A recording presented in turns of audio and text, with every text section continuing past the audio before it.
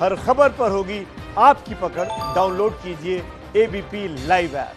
दरअसल जो विधानसभा के भीतर लड़ाई होनी चाहिए थी वो विधानसभा को छोड़कर हर जगह चल रही है, क्योंकि किसी के पास नंबर एग्जैक्ट होने के दावे अब तक सामने नहीं आए हैं।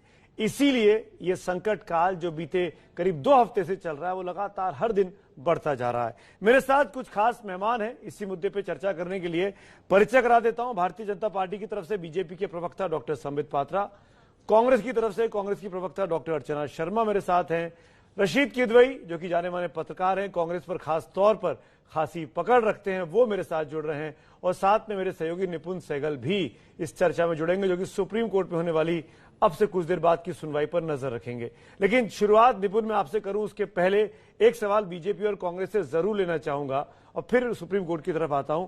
अर्चना जी, ये चिट्ठी मेरे हाथ में है जो मुख्यमंत्री गहलोत साहब ने लिखी है प्रधानमंत्री मोदी जी को, और उन्होंने खुद ट्वीट करके जानकारी दी। इन्होंने कोरोना काल के संकट काल की बात की है, सरकार गिराने की बात की है, मतलब मोदी की शिकायत मोदी से ही की है कि आपकी कैबिनेट जो है वो मेरी सरकार गिराने का षड्यंत्र रच रही है। इसकी नौबत क्यों आ गई? एक मुख्यमंत्री को ये चिट्ठी लिखनी पड़ रही है और सार्वजनिक करनी पड़ रही है। देखिए सुमित जी, मोदी जी किसी पार्टी विशेष से नहीं, प्रधानमंत्री के तौर पर पूरे देश के प्रधानमंत्री हैं और वो एक संस्था के रूप में है। अगर उनकी जानकारी में काम हो रहा है तो इससे बड़ा दुर्भाग्य नहीं होगा, और यदि वो अनभिज्ञ हैं और उनके साथी इस काम को अंजाम दे रहे हैं, मैं समझती हूँ अशोक गहलोत जी का बहुत बड़ा राजनीतिक जीवन रहा है, बहुत बड़ा रहा है, और उनकी बातों में गंभीरता भी होती है और शुचिता भी होती है और साफगोई। उन्होंने पूरी साफगोई के साथ ये पत्र लिख करके सार्वजनिक तौर पर इस बात को इंगित किया है कि आपको 2 बार अवसर मिल गया प्रधानमंत्री बनने, और जब आप इतने बड़े जनादेश के साथ देश के प्रधानमंत्री तो कम से कम उन कामों में आपकी संलिप्तता नहीं होनी चाहिए जो इतिहास में काले अध्याय के रूप में। बिल्कुल ठीक बोल रही हैं आप, और मैं उम्मीद करता हूं कि प्रधानमंत्री कार्यालय आज अपनी तरफ से सफाई भी देनी चाहिए या बताना भी चाहिए कि उनको इस चिट्ठी मिलने पर वो क्या कर रहे हैं। लेकिन एक लाइन पर मैं आपसे पूछना चाहूंगा अर्चना जी, संबित जी मैं आता हूं। कोरोना के प्रबंधन को वक्त छोड़कर आपकी सरकार हमारी सरकार को गिराने की साजिश रच रही है, तो कोरोना तो राजस्थान में भी फैला हुआ है, वहां भी तो पूरी की पूरी कैबिनेट, पूरा का पूरी विधानसभा भी तो बेड़ाबंदी में है। वहां के स्वास्थ्य मंत्री कहां हैं? वो क्यों नहीं दौरे करते दिखाई दे रहे हैं? तो क्या कोरोना का काल सिर्फ मोदी के लिए है, गहलोत के लिए नहीं है? देखिए इसमें 2 बातें हैं। एक तो कोरोना क्राइसिस के मैनेजमेंट को अगर आप पूरे देश के रूप में देखना चाहें समग्र रूप से, तो आपको ज्ञात होगा कि राजस्थान नंबर 1 रहा, जिसको प्रधानमंत्री जी ने एंडोर्स किया खुद। लेकिन परिस्थितियां, हम तो खुद ही कह रहे हैं एंस्यूइंग क्राइसिस है कोरोना का, उसमें एक नया क्राइसिस आप उत्पन्न कर देते हैं। अब उसको उत्पन्न करते हैं तो सरकार जो लोकतांत्रिक तरीके से चुनी हुई है उससे अपने आप को सुरक्षित महसूस तो नहीं मिलेगा। अर्चना जी, होटल में बाड़ेबंदी भी है, स्वस्थ हैं जो है तो वो जा सकते हैं दौरे पर। वो भी मंत्री अपने अपने क्षेत्रों में काम कर रहे हैं। कल भी कहाँ कर रहे हैं, कौन कर रहा है बताइए ना। जिसमें खुद मंत्री जी और हमारे हेल्थ मिनिस्टर है की वीसी ली और सभी डिस्ट्रिक्ट के कलेक्टर्स को ताकीद किया है कि भले हम किसी भी क्राइसिस को फेस कर रहे हो, लेकिन कोरोना से जो जनता त्रस्त है उसे राहत देने में कोई चूक नहीं होनी चाहिए। डॉक्टर अर्चना शर्मा के सामने डॉक्टर ये फैलाई भी जा रही है, और इस वक्त देश को डॉक्टरों की ही जरूरत है क्योंकि कोरोना से निपटना है। लेकिन राजनीतिक बहस में 2 डॉक्टर मेरे साथ व्यस्त हैं। डॉक्टर संबित पात्रा, मैं ये जानना चाहूंगा, इस चिट्ठी के जरिए अशोक गहलोत ने बहुत बड़ा इल्जाम लगा दिया है मोदी जी पर और आपकी कैबिनेट पर कि आप लोग सीधे तौर पर मेरी सरकार गिराने की साजिश में शामिल हैं। मध्य प्रदेश में कर चुके, अब राजस्थान में कर रहे हैं। ऐसी चिट्ठी पहले कभी किसी मुख्यमंत्री ने सीधे तौर पर केंद्र सरकार को नहीं लिखी है, प्रधानमंत्री को नहीं लिखी होगी मेरे ख्याल से। देखिए 3 बातें मुझे कहना है। जब मुझे मालूम पड़ा कि मैं आपके इस डिबेट में आ रहा हूं तो और चिट्ठी भी लिखी गई है, तो खत के ऊपर कुछ शेरो शायरी में ढूंढ रहा था कि आरंभ करूंगा तो कोई शेरो शायरी से शुरू करूंगा, तो मुझे एक बड़ा इंटरेस्टिंग शेर मिला है खत के ऊपर। तन्हा दिल का सफर कितना लंबा था, तन्हा दिल का सफर कितना लंबा था, कई राहें गुजरी पर तुम्हारा खत न मिला। कौन किसने ये शेर कहा होगा? सचिन पायलट के मन में ये चल रहा होगा ना कि कितनी राहें गुजरी पर तुम्हारा खत न मिला। 18 महीने तक डेप्यूटी चीफ मिनिस्टर, उप मुख्यमंत्री और मुख्यमंत्री के बीच में बातचीत नहीं हो पाई। क्या मोदी जी ने फोन करके अशोक गहलोत जी को कहा था कि खत ना लिखना, सचिन पायलट से बात न करना, हाथ न मिलाना? बिल्कुल नहीं।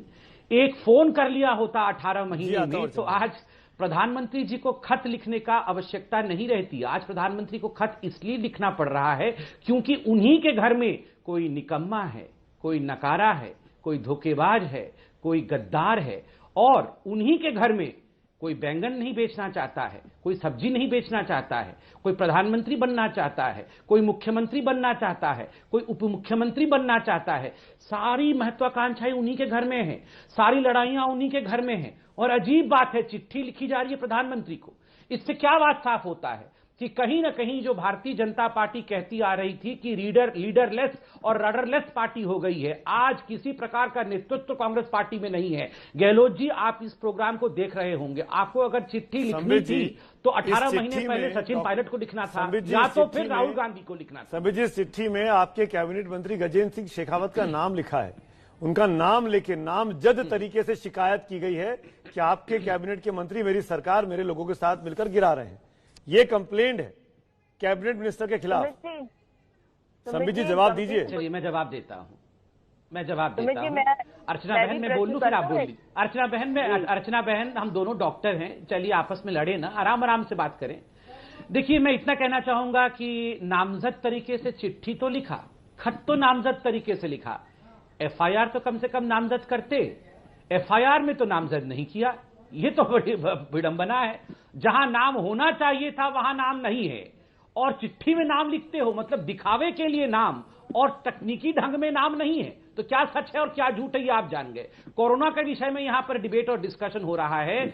सुमित जी, मैं भी डॉक्टर हूं, अर्चना जी भी आपने बताया कि डॉक्टर है। आप बताइए, अभी 3 दिन पहले मैं आप ही का चैनल देख रहा था, फेयर माउंट होटल रिसोर्ट के अंदर बैठ के इनके सारे विधायक बाड़ाबंदी में क्या कर रहे थे। आज हमने पिज्जा बनाना सीख लिया, दोपहर तक हमने पास्ता बनाना सीख लिया है, हमने सुबह मुगले आजम देखा है, शाम को हम अंताक्षरी खेलेंगे। वाह, क्या लड़ाई है। अर्चना जी, जवाब दीजिए। खत लिखा उन्होंने, एक खत लिखा उन्होंने अपनी कॉन्स्टिट्यूएंसी को कि तुम्हारे को परेशानी हो रही है, मैं टेस्टिंग कराऊंगा। एक एक विधायक को खत लिखना चाहिए। जवाब दीजिए अर्चना जी, गंभीर इल्जाम है कोरोना को लेकर। सुमित जी, अब मैं भी उम्मीद रखूंगी कि सुमित जी भी शांति से मेरी बात को सुनेंगे।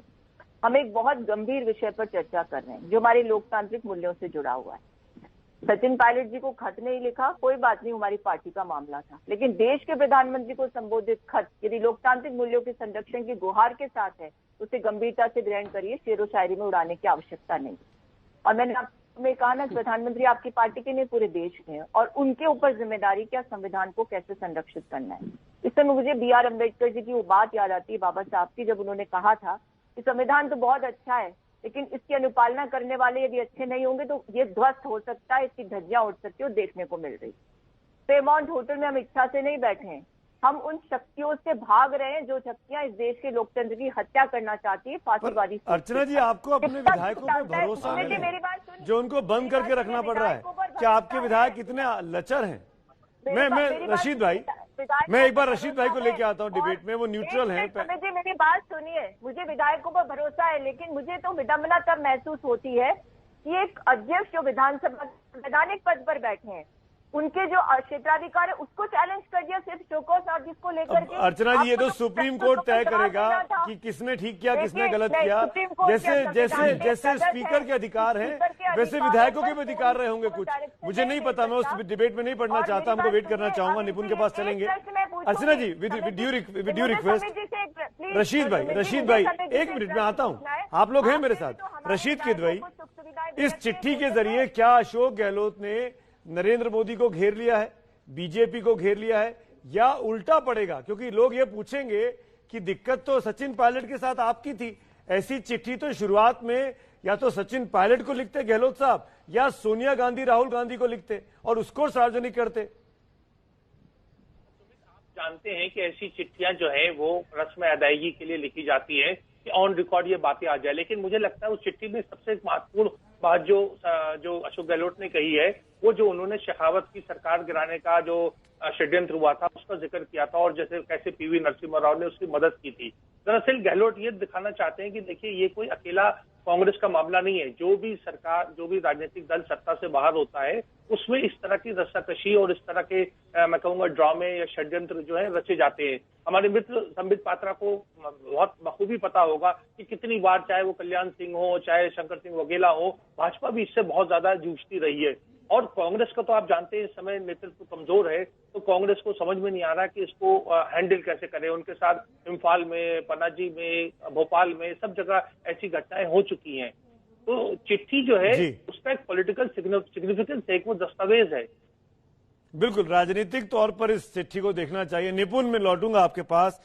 सुप्रीम कोर्ट में सुनवाई होनी है। स्पीकर ने कहा है पिटीशन डाल के सुप्रीम कोर्ट में कि जो हाईकोर्ट ने उनको फैसला देने की रोक लगा दी है वो गलत लगाई है, उनके अधिकारों का हनन। उस पर सुप्रीम कोर्ट में क्या होगा जानेंगे मेरे सहयोगी निपुण से। राजस्थान का संकट काल आप देख रहे हैं, तीन बड़ी बातें बहुत आसानी से समझ लीजिए राजस्थान में चल क्या रहा है। पहला, लेटर वॉर चल रहा है, गहलोत की चिट्ठी बनाम सतीश पूनिया की चिट्ठी। दूसरा, छापेमारी वॉर चल रहा है, गहलोत के परिजनों पर छापेमारी बनाम गजेंद्र सिंह शेखावत से एसओजी की पूछताछ। और तीसरा चल रहा है सुप्रीम कोर्ट में सुनवाई, जो कुछ ही देर में शुरू होनी है, जहां पर स्पीकर सीपी जोशी के सामने सचिन पायलट कैंप है। बात करते हैं मेरे सहयोगी निपुण सहगल से, जो सुप्रीम कोर्ट पर नजर रखे हैं। निपुण, आज क्योंकि कल शाम तक का वक्त हाईकोर्ट ने दिया है जवाब देने के लिए, तब तक रोक लगाई है, आज कुछ उम्मीद करनी चाहिए सुप्रीम कोर्ट फैसला देगा या लंबा चल सकता है मामला? देखिए, सुप्रीम कोर्ट में बहुत लिमिटेड पॉइंट फिलहाल लेकर आए हैं। जो स्पीकर लेकर आए हैं उनका यह कहना है कि हाईकोर्ट को इंटरटेन ही नहीं करना चाहिए था विधायकों की याचिका को, और अब जो उन्होंने जो भी कार्रवाई वो कर रहे हैं उसको रोक लगा दीजिए, हाईकोर्ट को फैसला देने से मना कर दीजिए। अब यहां पर सवाल ये उठता है कि स्पीकर ने पूरा केस आर्ग्यू किया है वहां पर हाईकोर्ट के सामने, और वहां पर सहमति भी जताई थी सुनवाई के दौरान कि ठीक है, मैं अपने फैसले को टाल देता हूं जब तक के लिए आप आग्रह कर रहे हैं। ध्यान रहे कि हाईकोर्ट ने जो आदेश दिया है उसमें लिखा है, आग्रह शब्द का इस्तेमाल किया है, कहा है कि हम रिक्वेस्ट कर रहे हैं स्पीकर से कि वो ऐसा करें, और इस रिक्वेस्ट को स्वीकार किया गया है। तो साफ तौर पर जिसको कह सकते हैं कि हाईकोर्ट ने ऐसा कोई निर्देश दे दिया हो स्पीकर को, ऐसी बात नहीं है। तो सुप्रीम कोर्ट इन सभी बातों को देखेगा, और सबसे अहम बात ये कि जो भी फैसला देना हाईकोर्ट को वो कल ही आना है। तो क्या इस फैसले पर अब इन परिस्थितियों में रोक लगाने की जरूरत है, जिसकी कोशिश की स्पीकर कर रहे हैं इस समय? बिल्कुल इंपॉर्टेंट बात आप कह रहे हैं कि आग्रह किया है।